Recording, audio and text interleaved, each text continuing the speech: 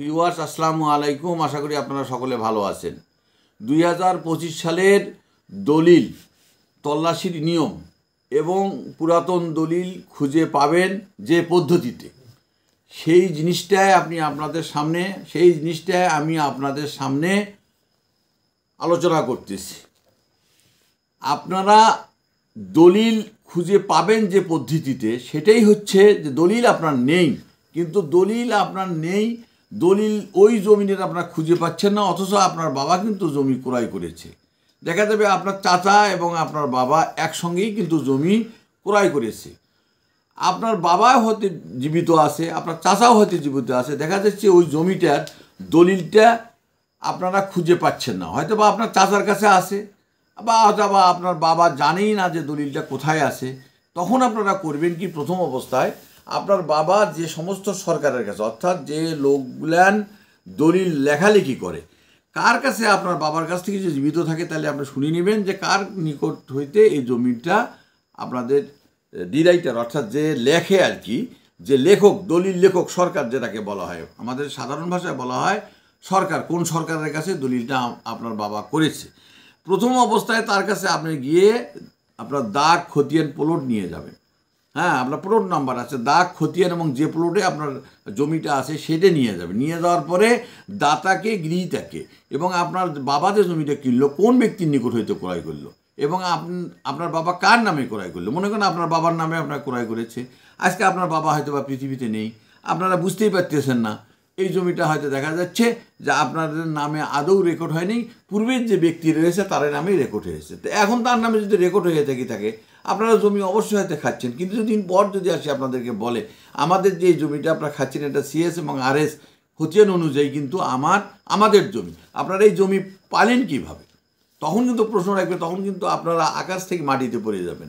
তখন কিন্তু আপনার প্রয়োজন হবে রাষ্ট্রীকৃত যে দলিলটা, এই দলিলটার প্রয়োজন হবে। কিন্তু তখন আপনি করবেন কি, সরকার বাড়িতে খোঁজ করবেন, সরকারের বাড়িতে গিয়ে দেখবেন, দেখার পর আপনারা এইটা ভালোভাবে তল্লাশি করবেন।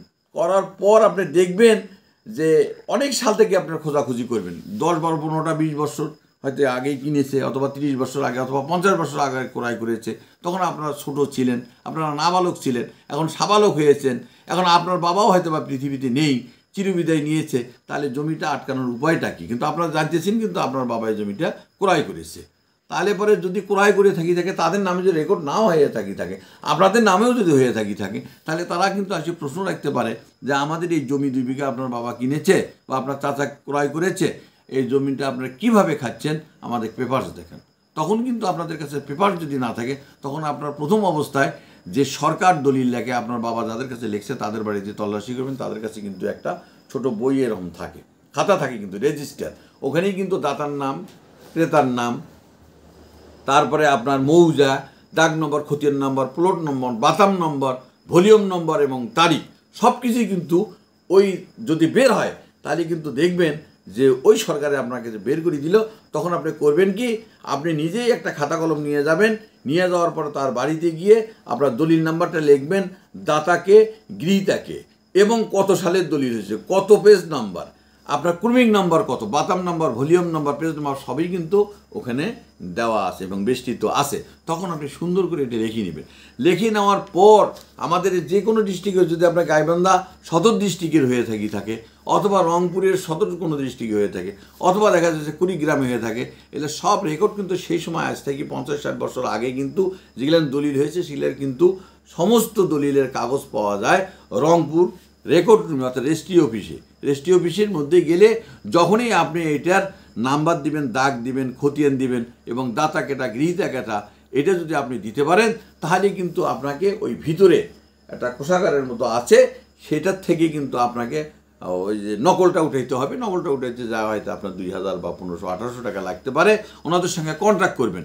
আপনার ওখানে যারা রেজিস্ট্রি অফিসে থাকে সেখানে সভাপতি আছে, সেক্রেটারি আছে, অথবা ওই রেজিস্ট্রি অফিসে যে কোনো সরকারকেও যদি আপনি দেন যে আমার এই দাগ, এই প্লট বা আমার দাতা এটা, গৃহীতা এটা, এত সালে জমিটার দাগ দলিল হয়েছে এবং এই দাগ নম্বর এত, তারপর দলিল নম্বর এত, ক্রমিক নম্বর এত, বাতাম নম্বর এত, পেজ নম্বর, এগুলো সমস্ত দিলে পরে উনি কিন্তু আপনাকে বলবে যে আপনি দেন, তবে আপনাকে একটু অপেক্ষা করতে হবে, আজকে না হলে নকলটা আপনাকে 2 দিন পরে জাবেদা সার্টিফিকেট কপিটা আপনাকে দিয়ে দিবে। তখন ওনার টাকাটা ওনাকে আপনি দিয়ে দিবেন। তখন আপনার সুন্দর করে, এবং আপনি একটা সবচেয়ে বড় কাজ করবেন, যাকে উঠাইতে দেবেন তাকে এক কথাই বলবেন যে আমার এই দলিলটা যখন আমি নেব সেখানে যেন কোনো প্রকার মানে ওভার রাইটিং যেন না থাকে। এই ওভার রাইটিং থাকলেই কিন্তু জমিটা তখন কিন্তু আপনার সন্দিহান মনে হয়, কাটাকাটি দলিলের মধ্যে কোনো অবস্থাতে চলে না। এবং আপনি বলবেন যে এমন একটা লোক দিয়ে লিখবেন যেন স্পষ্ট টাইপের মতো হয়, প্রয়োজন বোধে আমি আরও 200 টাকা বেশি করে দেবো, কিন্তু লেখাটা যেন ভালো হয়। তখন আপনার দাগ নম্বর, দলিল নাম্বার, প্লট নম্বর, বাতাম নম্বর এবং তারিখ সুন্দরভাবে লিখবে।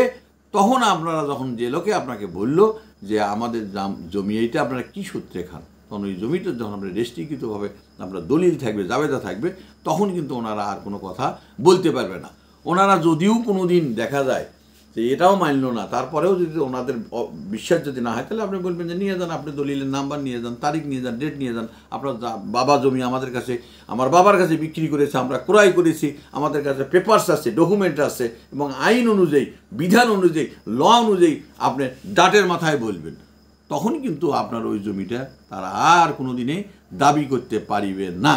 তখন আপনি এই দলিলটা এসে ওই রেজিস্ট্রি অফিসে ওখানে যদি না থেকে ওনারা বলবে, তখন আপনার নিজ ডিস্ট্রিক্টে যান, অথবা এই ডিস্ট্রিক্টে গেলে পরে তখন বলবে যে না, তখনকার সময় দলিলটা আমাদের এখানে হয়নি, এটার ভলিউম বই রয়েছে রংপুর বিভাগে অথবা রাজশাহী বিভাগে, আপনার যেখানে যার যে ঠিকানা আর কি সেই অনুযায়ী। তাই আপনারা যদি দলিল খুঁজে না পান, এইভাবে একটা পদ্ধতি আছে আপনার দলিল খুঁজে বের হওয়ার। তাই আপনাদের কাছে আমি এই আশাবাদ ব্যক্ত করে আজকের মতো এই আলোচনা বা ভিডিও এখানে শেষ করছি। আল্লাহ হাফেজ। আসসালাম।